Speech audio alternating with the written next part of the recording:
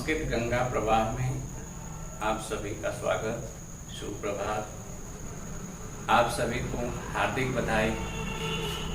सभी प्रतियोगी CTET, TET, TGT, PGT परीक्षाओं में सम्मिलित होने वाले सभी छात्राओं का, सभी छात्र छात्राओं का हार्दिक अभिनंदन। हमें एक सीट लेनी है, हम उसके लिए प्रयासरत हैं और यह मत सोचिए कि हम कमजोर हैं। आप अध्ययन करिए, इस चैनल को देखिए, सब्सक्राइब करिए, आपका कहीं न कहीं जरूर फायदा होगा। आप इस प्रतियोगी परीक्षा को ध्यान में रख करके मेहनत करिए, प्रयास करिए, हम आपके साथ हैं। यहाँ देखिए, पिछले चैनल में आपको स्वर संधि के विषय में या संधि प्रकरण के अंतर्गत स्वर संधि के विषय में बताया गया। आज हम गुण स्वर संधि यानी स्वर संधि का जो दूसरा उदाहरण है गुण स्वर संधि, उसके विषय में बताएंगे और प्रयास यह होगा कि ये सरल से सरल विधि में आपको बताया जाए जिससे आपकी समझ में आ जाए। आप सभी लोग ध्यान दीजिए कि इसका नाम जो होता है, इस संधि को गुण स्वर संधि कहते हैं। प्रश्न आता है परीक्षाओं में कि स्वर संधि की दूसरी संधि क्या है, तो उसमें आप तुरंत कहेंगे कि गुण स्वर संधि है। इसका सूत्र क्या है, तो इसे कहा गया आद गुण। आद गुण का मतलब होता है, या एक और इसका सूत्र होता है अदेड़ गुण। ये परीक्षा में पूछा जाता है कि अदेड़ गुण किस संधि का सूत्र है, तो आप तुरंत कह देंगे कि यहाँ गुण स्वर संधि, क्योंकि ड़ लगा है।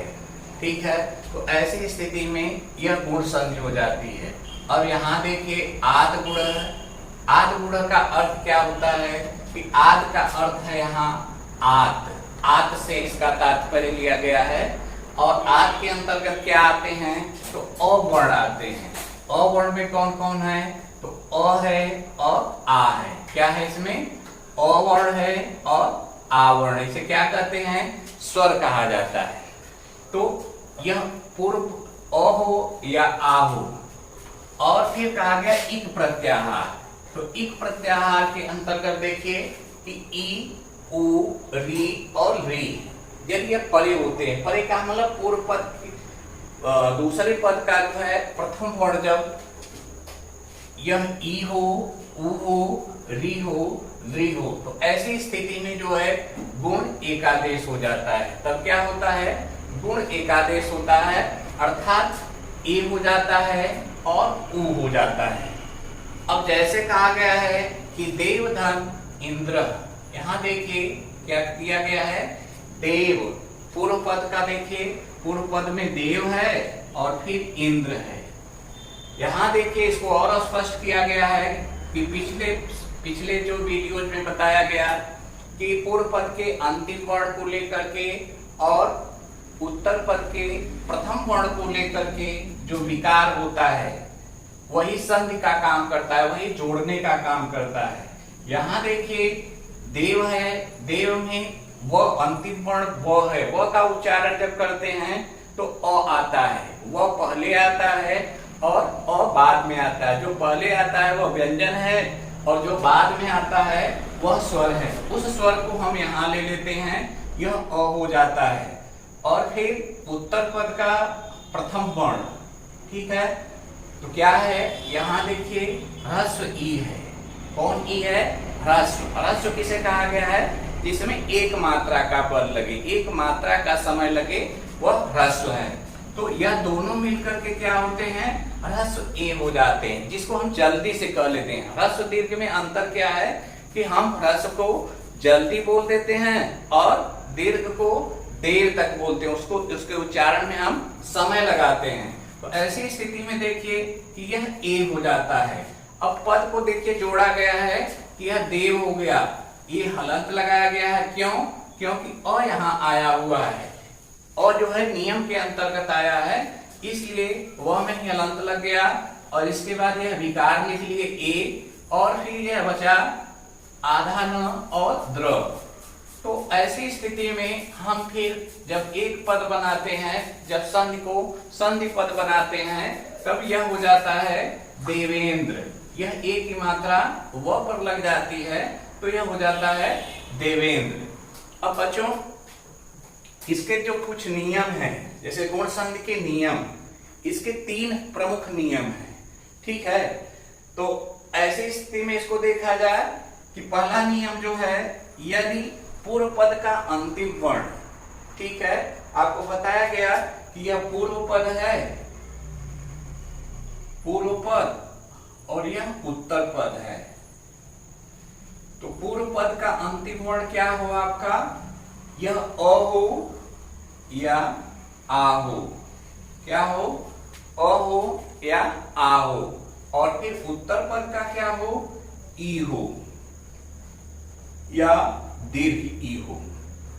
तो ऐसी स्थिति में क्या होता है, विकार क्या होता है, यहां विकार लिख लेते हैं, तब यह विकार क्या हो जाएगा, यह ए हो जाएगा, ह्रस्व ए हो जाएगा।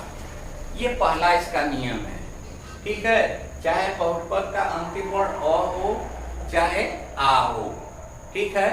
अब जैसे जैसे एक पद होता है सुधाधन, सुधाधन ईशः, ठीक है। तो सुधा में देखिए आ लगा है और ईशः में जो है दीर्घ ई लगी है, लेकिन दोनों का जो विकार होगा यह ए ही होगा। इसी तरह जो है दूसरा नियम है, ठीक है, कि उसमें जो है पूर्व पद में आपका अ या आ हो, ऐसे अ हो या आ हो, और दूसरा पद आपका क्या हो कि उ हो या दीर्घ उ हो। तो ये इसका विकार जो होता है वह ओ हो जाता है, क्या होता है, ओ होता है। ये दूसरे नियम में अभी बताया जाए। तो साथियों अब उदाहरण को देखा जाए जो आदि गुण का है, तो उसमें पहले हम इस तरह सरलता से समझ सकते हैं कि हम पहले संधि विच्छेद कर लेते हैं, फिर पूर्व पद का अंतिम वर्ण रहेगा, फिर उत्तर पद का प्रथम वर्ण रहेगा, फिर यह विकार है, और फिर हम सरलीकरण को जाने, और उसके बाद हम इसे एक पद यानी संधि पद बना दें, ठीक है। तो हम जब इस तरह करते हैं तो आपको आसानी से समझ में आ जाता है। आपकी सुविधा की दृष्टि से यह बताया जा रहा है कि आप एक बार यदि इनके नियमों को जान लेंगे तो आप परीक्षा में सरलता से समझ सकते हैं कि इसकी संधि क्या होगी, या इसका संधि विच्छेद करेंगे तब क्या होगा, या संधि पद क्या होगा, कैसे इसको तोड़ा जाएगा, ये भी मैं बताऊंगा आपको। तो यहाँ देखिए, जैसे आपको यह पद मिल जाता है, जैसे देवधन इंद्र, ठीक है। तो देवधन इंद्र में देखिए व का पहला अक्षर अ है, ठीक है। अंतिम वर्ण का जो है वो का जब हम उच्चारण करते हैं तो वो व्यंजन है, यह पहले आ गया और अ बाद में हो गया, तो यह अ हम लिख लिए। इसके बाद उत्तर पद का प्रथम वर्ण जैसे इंद्र है, तो इंद्र में देखिए यह ई लगा है, इस ई को यहाँ लिख लेते हैं। दोनों का जो विकार होगा यह हो गया ए, क्या हुआ, ए हो गया। अब जब हम इसे सरलीकरण करते हैं, सरलीकरण किसे कहा जाता है, तो जब हम नियम पूर्वक जो है संधि पद को जोड़ने का कार्य करते हैं तो वह सरलीकरण कहलाता है, इसे नियमीकरण भी कहते हैं। तो यहाँ देखिए देव, देव बना है, कैसे यहाँ हलंत लगा है, क्योंकि और जो है व से यानी व वर्ण से अ को हटा दिया गया है, निकाल दिया गया है, ऐसे इस स्थिति में यह वो आधा हो गया, फिर यह विकार है, फिर यह द्र है, ठीक है। तो ऐसी स्थिति में देखिए कि जब हम एक पद बनाते हैं, संधि पद बनाते हैं, तब यह देव लिख लेते हैं, और देव लिखने के बाद यह ए की मात्रा यहाँ लग गई, फिर आधा न यहाँ लिख दिया गया, और यह द्र हो गया। इस तरह जो एक पद बन गया वह देवेंद्र हो गया। इसी तरह देखिए यहाँ नर है, नर में देखिए अ लगा है, ईस जो दीर्घ ई है, ठीक ना, जिसमें 2 मात्राओं का बल लगा है, देर तक कहते हैं, वह ई है। आप यह कभी भी कंफ्यूज मत होइए कि यहाँ ई आ गई, दीर्घ आ गई तो क्यों यहाँ ए होता है, यह नियम है। आपको पहले ही बताया गया कि पूर्व पद में अ हो या आ हो और उत्तर पद में ह्रस्व ई हो या दीर्घ ई हो। तो यहाँ देखिए ई भी आएगा, तब भी विकार जो होगा हमारा वह ए ही होगा, ह्रस्व ए ही होगा। तो ऐसी स्थिति में देखिए कि यह नर का जो है यहाँ नर लिख लिए, नर में हलंत लग गया, इसके बाद यह विकार हो गया, फिर यह स, ये पद बन गया नरेश। फिर यहाँ देखिए महा, अब देखिए दूसरा है परिवर्तन क्या हुआ कि पूर्व पद का अंतिम वर्ण अब तक अ रहता था, अब देखिए यह आ हो गया, ठीक है। और उत्तर पद का जो है प्रथम पद क्या है, यह ई है, ठीक है, यह आ है और यह ई है, ये परिवर्तन हो रहा है। ऐसी स्थिति में विकार क्या हुआ, ए ही हुआ, ह्रस्व ए ही हुआ। अब देखिए जब जोड़ा जाएगा तो यहाँ आ नहीं लगाएंगे, यह महा नहीं लिखा जाएगा, क्या लिखा जाएगा, ये मह शब्द हो जाएगा। क्या होगा, मह। जल्दी से कह देते हैं क्योंकि इसका अ जो है निकल गया है, स्वर जो है निकल चुका है। ऐसी स्थिति में मह हो गया। फिर हम लिखते हैं ए, ठीक है, ये विकार है। फिर बचता का है आधा न, क्योंकि ई देखिए यहाँ आया हुआ है। ऐसी स्थिति में यह आधा न लिखा जाता है और जब पद हम जोड़ते हैं तो यह हो जाता है महेंद्र। फिर महाधन ईशर या महाधन ईश, यहाँ देखिए पहला पद, पहले पद का अंतिम वर्ण आ है, आ यहाँ लिख दिया गया। उत्तर पद या द्वितीय पद का पहला वर्ण ई है, कौन ई है, यह दीर्घ ई है। दीर्घ में कितनी मात्राओं का बल लगता है, तो 2 मात्राओं का, ठीक है, इसलिए से देर तक बोलते हैं। दोनों का जब विकार होगा तो ए होगा। अब देखिए यहाँ भी जैसे महा नहीं कहा जाएगा जबकि मह कहा जाएगा, और फिर यह विकार, फिर स, पद क्या बना, महेश। क्या बना, महेश। किसका नाम है, किसका पर्यायवाची है, तो महेश कौन है, भगवान शंकर, जटाधारी, त्रिशूलधारी, ठीक है, त्रिनेत्रधारी। तो यहाँ देखिए फिर अगला पद आया यथा। यथा में क्या लगा है, अंतिम पद में आ लगा है और दूसरा पद आपका ई है। अब आ धन ई ऐसे लिख देते हैं और ये विकार हो गया, ठीक है। अब यथ, चूंकि आ नहीं लिखा जाएगा, अब बार बार बताया जा रहा है कि यहाँ आ नहीं लिखा जाएगा क्योंकि आ की मात्रा जो है पूर्व पद का अंतिम वर्ण में लिखा जा चुका है। जब स्वर निकल जाता है तो वह पद जो है वह वर्ण आधा हो जाता है और फिर यह विकार लिखते हैं। विकार के बाद जो है दूसरे पद का अंतिम वर्ण, चूंकि ई यहाँ आ चुका है तो हम इसको स्ट लिख देते हैं। अब पद बन गया यथेष्ट। तो ये चीजें जो है आद गुण के पहले नियम की हैं, या गुण स्वर संधि का यह पहला नियम है। नियम क्या है कि जब पूर्व पद का अंतिम वर्ण अ या आ हो और उत्तर पद का या द्वितीय पद का या दूसरे पद का पहला वर्ण ई या दीर्घ ई हो, तो ऐसी स्थिति में दोनों के मिलने से जो विकार होता है, जो परिवर्तन होता है, जो नया वर्ण बनता है, वह ए हो जाता है। ठीक है, एक बार इसको फिर बता दिया गया कि यह क्या हो जाता है, ए हो जाता है। अब प्रश्न यह उठता है कि परीक्षा में हम कैसे जानें कि इसमें गुण संधि है या कैसे इन पद को जोड़ें, क्योंकि पहले आपको पहले वीडियो में बताया गया है कि सार्थक शब्दों की संधि होती है। जैसे यहाँ देखिए सार्थक क्या है, देव है, और यहाँ क्या है, इंद्र है। इंद्र कौन है, देवता है, सर्वोपरि जो है देवता है। तो यह देव शब्द हो गया, इसका इंद्र हो गया। अब हम परीक्षा में यदि हमको मान लीजिए यह पद मिल जाता है इसमें से कि देवेंद्र है, नरेश है, महेंद्र है, या महेश है, या यथेष्ट है, तो छात्रों अभी जो आपको नियम बताए गए हैं, आपको जो संधि विच्छेद करके बताया गया है, संधि पद बना के दिखाया गया है, अब आपको उदाहरण के रूप में दिया जा रहा है जिससे आप और सरलता से बता सकते हैं।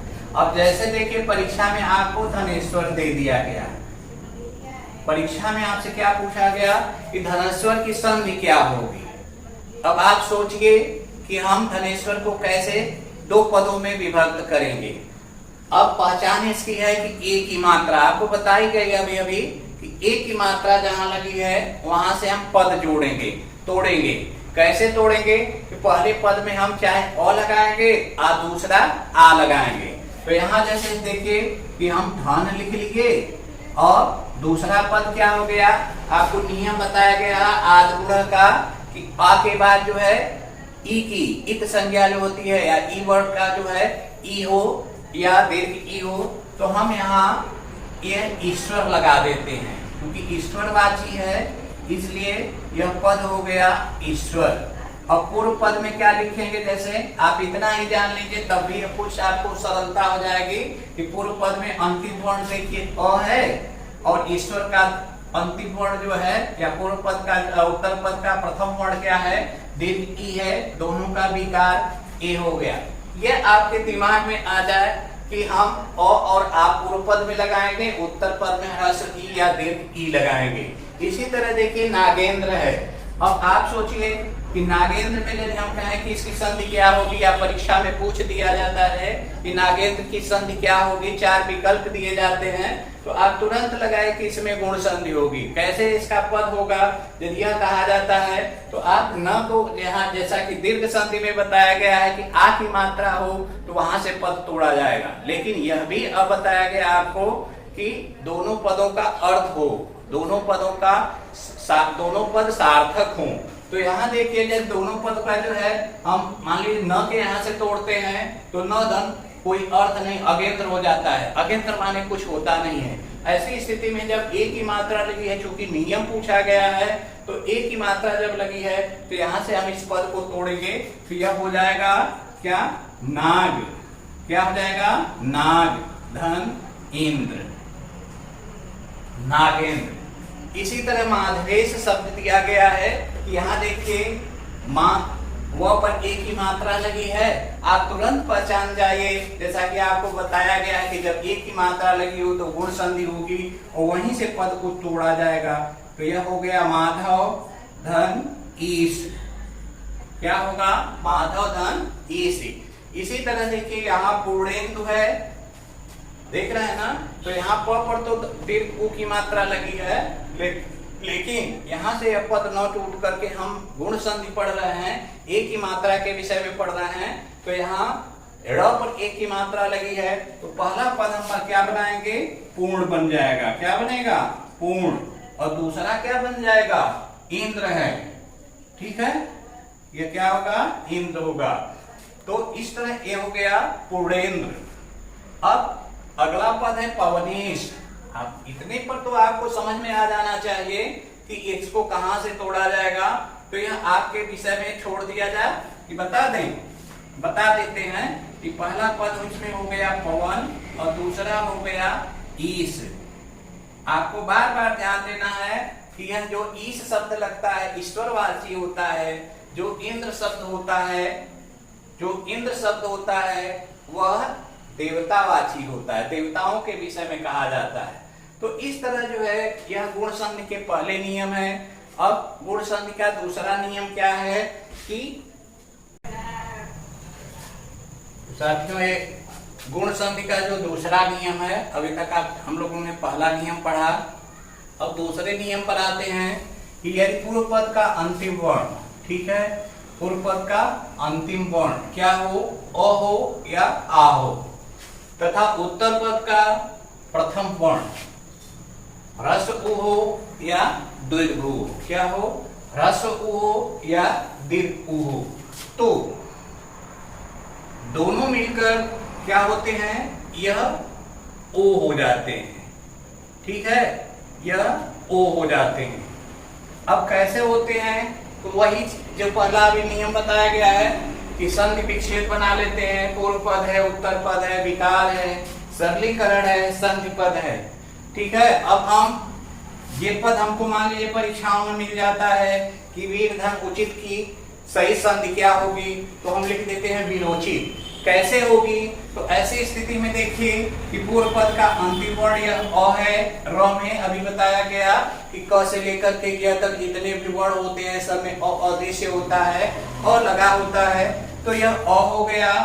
और फिर उचित का पूर्व उत्तर पद का जो है यह पहला वर्ण देखिए उ है, दोनों के मिलने से जो नियम है आद गुणक का या अधेड़ गुणक का, उसके अनुसार यह विकार क्या होता है, ओ होता है। विकार क्या होता है, ओ हो जाता है। जब ओ हो जाता है तो ऐसी स्थिति में, जब ओ होता है तो ऐसी स्थिति में देखिए कि हम पहले लिखते हैं वीर। अब यहाँ देखिए हलंत लगा लेंगे। क्यों लगाएंगे कि और जो है नियम के अनुसार यहाँ आ गया तो यह वर्ण आधा हो गया वीर।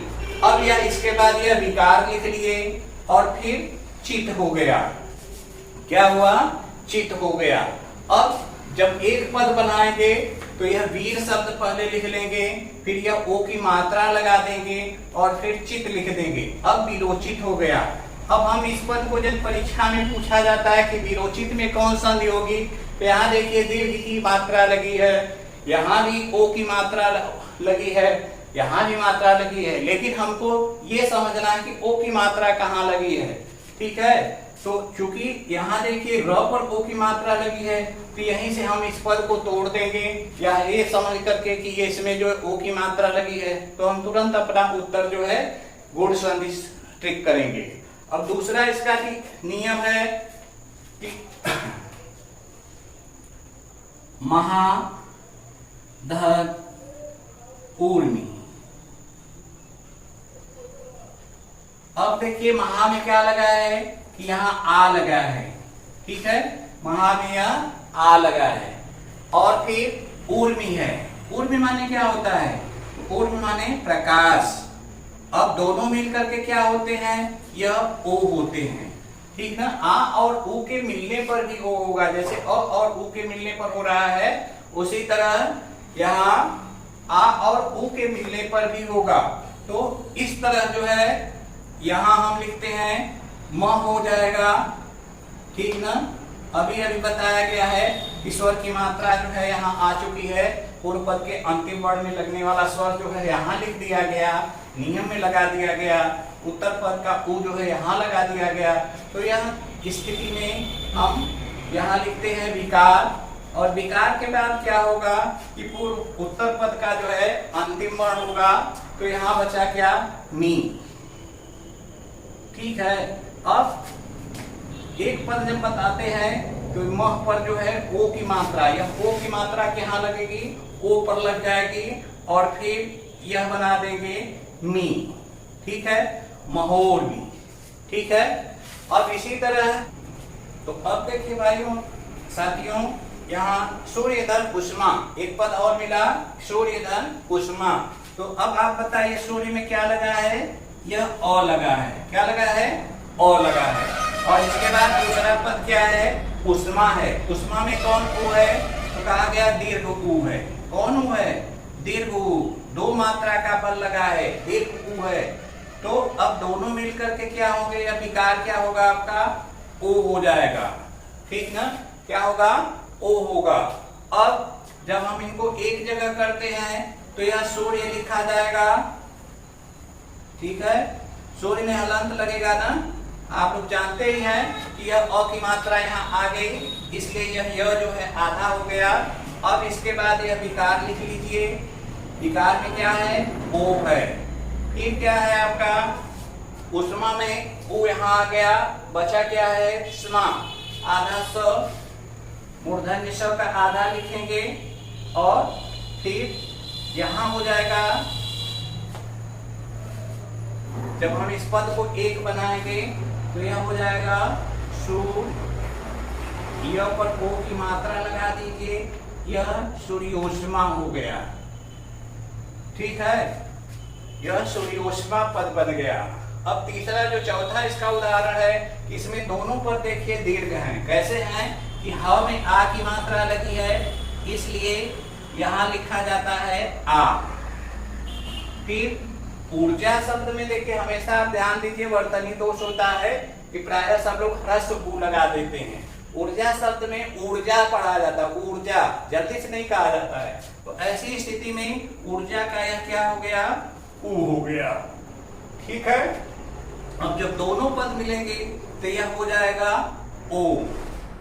ठीक है, अब यहां देखिए म शब्द लिख लीजिए और फिर इसके बाद यह ओ हो जाएगा। फिर इसके बाद यह जा, जा पर एक रेफ लगाएंगे। क्या लगाएंगे? रेफ। अब हो गया यह महा पर, यह हो गया ओ लगा दिए और पद बन गया महोर्जा। देख रहे हैं ना? तो यहाँ देखिए हम इस संधि को कैसे जानेंगे। अभी बताया गया कि यदि आपको संधि पद परीक्षाओं में मिलता है तो जब ए लगा है तब भी गुण संधि होगी। अब यहाँ देखिए, यहाँ ओ की मात्रा उचित में, महोर्व में, सोयोस्मा में और महोर्जा में यह ओ की मात्राएं लगी हुई हैं। ऐसी स्थिति में, ऐसी परिस्थिति में यह गुण संधि होगी। यह गुण संधि का दूसरा नियम है। पूछा जाए कि गुण संधि के किस नियम के अंतर्गत आता है, तो आप कहते हैं कि दूसरे, पहले या दूसरे, तीसरे, चौथे, तो आप तुरंत कहेंगे कि यह दूसरे नियम के अंतर्गत आता है। फिर जब यह परीक्षाओं में आपको मिल जाता है वीर धन उचित की संधि क्या होगी, यदि आप पहचान देखिए कि यहाँ यदि ऊ लगा है, यहाँ दीर्घ ऊ लगा है, तो तुरंत आप जान जाएंगे कि इसमें गुण संधि है। दोनों तरह से आपकी पहचान हो सकती है। यहाँ ओ की मात्रा लगी हो या यहाँ ऊ की मात्रा लगी हो, ह्रस्व ऊ की हो या दीर्घ ऊ की हो, तो ऐसी स्थिति में यह गुण संधि होगी। ठीक है, आप तोड़ना भी जान लीजिए। यदि आप क्लास ऐसे पढ़ रहे हैं तो ये भी देख लीजिए कि कैसे हम संधि को जोड़ते हैं, कैसे हम संधि पद को अलग करते हैं। पूर्व पद क्या होता है, उत्तर पद क्या होता है, विकार कैसे होता है, ठीक है, इसका सरलीकरण कैसे किया जाता है। तो ये चीजें जो है आपको मतलब डीप में बहुत गहरी चीजें आपको बताई जा रही हैं कि आपका ये क्लास वर्क भी हो जाएगा और परीक्षा की दृष्टि से भी आप इसको समझ सकते हैं। अब आपको कुछ उदाहरण दिए जाएं जिसे आप और इसको सरल कर सकते हैं। देखिए साथियों, अभी तक जो बताया गया उसमें अब ये उदाहरण आपको और समझने के लिए कि परीक्षाओं में यदि आपको इस तरह के पद मिलते हैं तो आप इसको जानिए, या इसकी संधि करने के लिए कहा जाता है तब भी इसको जानिए कि आप यदि यह पद मिल जाता है और ये पूछ दिया जाता है परीक्षा में कि इसमें कौन संधि होगी, तो यहाँ देखिए कि आप ओ की मात्रा को देखिए। महोत्सव जैसे यहाँ न्यायोचित है, यहाँ महोत्सव है, यहाँ गंगोदकम है, यहाँ वृक्षोपरि है। यहाँ ओ की मात्रा लगी है, वहीं से इन पदों को तोड़ा जाएगा। ठीक है, अभी अभी आपको समझाया गया है कि कैसे तोड़ा जाएगा। तो आपको यह ध्यान रखना है कि पूर्व पद आपका क्या हो। जैसे न्यायोचित है तो यहाँ पहले हम लिख लेंगे न्याय, ठीक है। फिर इसका दूसरा पद बनाएंगे उचित, वह न्याय जो उचित हो, ठीक है, उपयुक्त हो, ठीक ना। न्याय वैसा होना चाहिए जो सबके लिए उचित हो, ऐसा न हो कि अनुचित हो, उससे उसके शरीर पर नुकसान पड़े। तो ऐसी स्थिति में देखिए न्याय धन उचित हो गया। अब यह में देखिए यह अ की मात्रा लगी है, उचित में उ लगा है, यहाँ दोनों मिल करके ओ हो जाएंगे। इस तरह हम सरलीकरण कर लेंगे। इसी तरह महोत्सव है कि आप सभी लोग जो जानते हैं कि महोत्सव क्या होता है, तो पहला पद हम बना लेते हैं यहाँ कि महा शब्द होता है। महा से महान से महा बना है। और फिर दूसरा पद होता है उत्सव। उत्सव को क्या कहते हैं? पर्व या त्योहार कहते हैं, ठीक है। उत्सव को क्या कहा जाता है? पर्व और त्योहार। तो यहाँ देखिए आ हो गया महा का और यहाँ उत्सव का उ हो गया, दोनों मिलकर के ओ हो गए।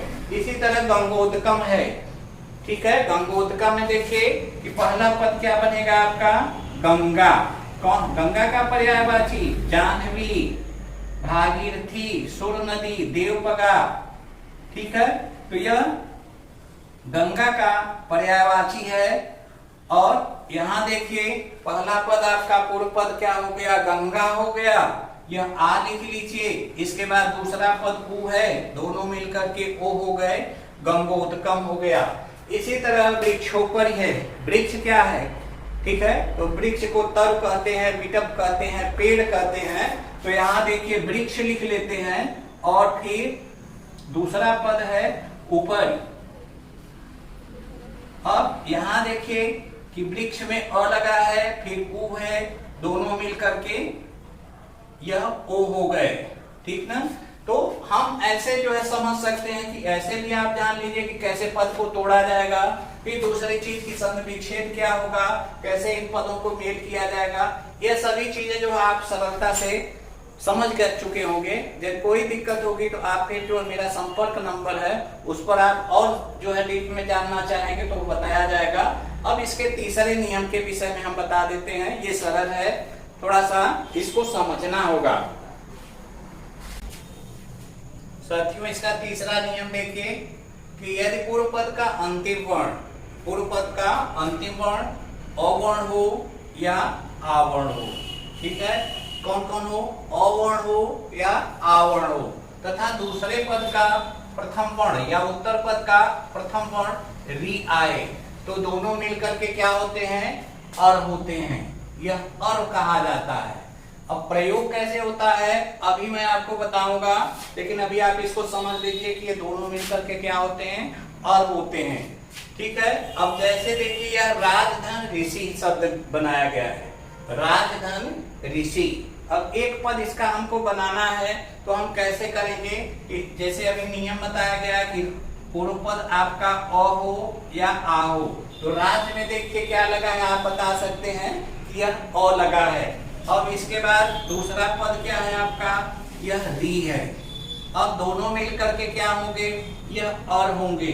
अर का प्रयोग जो होता है ऊपर की ओर होता है, जिसे हम हिंदी व्याकरण में रेफ कहते हैं, ठीक ना। बोलचाल की भाषा में उड़ता हुआ र कहते हैं, र के रूप हैं तो अभी आपको बताएंगे, लेकिन इसे रेफ कहा जाता है। सीधो रेखा के ऊपर हम इस तरह का एक अर्धचंद्र बनाते हैं जो तिर्यक होता है, ठीक ना। तिर्यक सीधा नहीं होता, सीधा जब लगा देंगे तो यह ए की मात्रा या ओ की मात्रा हो जाएगी, लेकिन हम इसको ऐसे अर्धचंद्र में बनाते हैं जो तिर्यक होता है, जिसे हम अर कहते हैं, ठीक है। तो अब यह आपका नियम हो गया कि पूर्व पद का अंतिम वर्ण जो है अ है, उत्तर पद का प्रथम वर्ण जो है री है, दोनों मिलकर के यह विकार क्या हो गए, अर हो गए। अब सरलीकरण करते हैं, जैसा पहले बताया गया है, यह राज शब्द लिखेंगे, राज में यह हलंत लगेगा क्योंकि स्वर यहाँ से पूर्व पद का अंतिम वर्ण में आ गया है, इसलिए यहाँ राज में हलंत लग गया। अब यह आपका अर, ठीक है, या ऐसे लगा लीजिए चाहे अर लिख लीजिए। इसके बाद बचता है आपका ऋषि, चूंकि ऋषि उत्तर पद का यहाँ लिखा जा चुका है, बचा है सी, ठीक है। अब इसको जब हम एक जगह लिखते हैं तो एक पद बनता है कि यह राजर। जान लीजिए इस रेफ का या अर का यह नियम होता है कि इसका उच्चारण पहले किया जाता है और प्रयोग जो है बाद में होता है, ठीक ना। किसी व्यंजन के पहले इसका उच्चारण होता है और व्यंजन के बाद में इसका प्रयोग होता है। तो यहाँ जैसे हम कहते हैं कि राजर्षि, देखिए ये धीरे धीरे बोलिए, रा ज फिर र आता है, रा ज र फिर सी आता है, ठीक ना। तो हम जब उच्चारण करते हैं तो र का जो रेफ होता है यह पहले आता है, लेकिन जब हम प्रयोग करते हैं तो यह रे जो है व्यंजन वर्ण के अंत में लगाया जाता है। इस जो है रेफ की यह पहचान होती है। तो इस तरह राजर्षि शब्द बना। अब दूसरा है इसी तरह महर्षि, महाधन ऋषि।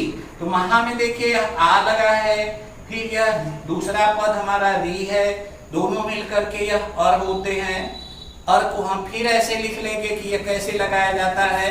अब यहाँ देखिए महा का मह लिख लीजिए, मह में हलंत लग जाएगा, फिर यह रेफ आपका होगा, फिर सी होगा, ठीक है।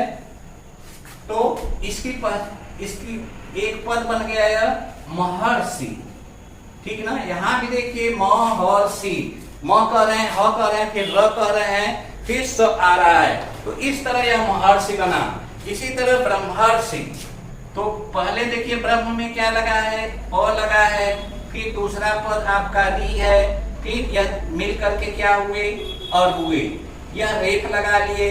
अब ब्रह्म शब्द लिखा जाएगा। ब्रह्म जब लिखते हैं, ब्रह्म किसका पर्यायवाची है, हमारे ईश्वर का। हमारे शरीर में जो आत्मा निवास करती है, जो परमेश निवास करते हैं, वह ब्रह्म होता है। तो यहाँ ब्रह्म लिख लिया गया, फिर इसके बाद यह रेफ लगा लेते हैं, फिर यह सी बचा, तो इस तरह एक पद बना ब्रह्मर्षि। ठीक है, तो इस संधि की पहचान क्या है कि आप कैसे परीक्षाओं में जानेंगे कि इसमें गुण संधि हुई। ठीक है, पहली चीज आप जान लीजिए कि यदि रेफ लगा है, वर्ड के अंत में लगा है, तो यह गुण संधि होगी। यदि रेफ लगा है, अर लगा है या ऊपर वाला उड़ा र, आप ऐसे भाषा में जानना चाहते हैं, तो जो उड़ता हुआ र लगता है, जो ऊपर से लगता है किसी व्यंजन वर्ण के, तो यदि वैसा लगा होगा तो उसमें कौन संधि होगी? गुण संधि होगी। ठीक है, और दूसरा यह है कि कैसे पदों को तोड़ा जाएगा, तो आपको ये नियम पता होना चाहिए, याद होना चाहिए कि पहला पद हम अ लिखेंगे, अ लाएंगे, दूसरा जो है री लाएंगे, ऋषि वाला री लाएंगे। तो इस तरह से जो है यह संधि जो है पूरी हो जाएगी। आप समझ सकते हैं और परीक्षाओं में इसको आसानी से हल कर सकते हैं। तो साथियों, इस तरह से यह गुण संधि का चैप्टर जो है आज समाप्त हो रहा है। यदि आपको यह समझ में आए और आपको अच्छा लगे तो आप इस चैनल को, संस्कृत गंगा प्रवाह चैनल को जरूर सब्सक्राइब करिए, लाइक करिए और अपने साथियों से कहिए कि वो ज्यादा से ज्यादा इसको देखें। इसकी समस्या आ रही है कोई, तो आप जो है अपना सुझाव हमें दीजिए। ठीक है, तो धन्यवाद। इसी के साथ आज हम आपसे विदा होते हैं।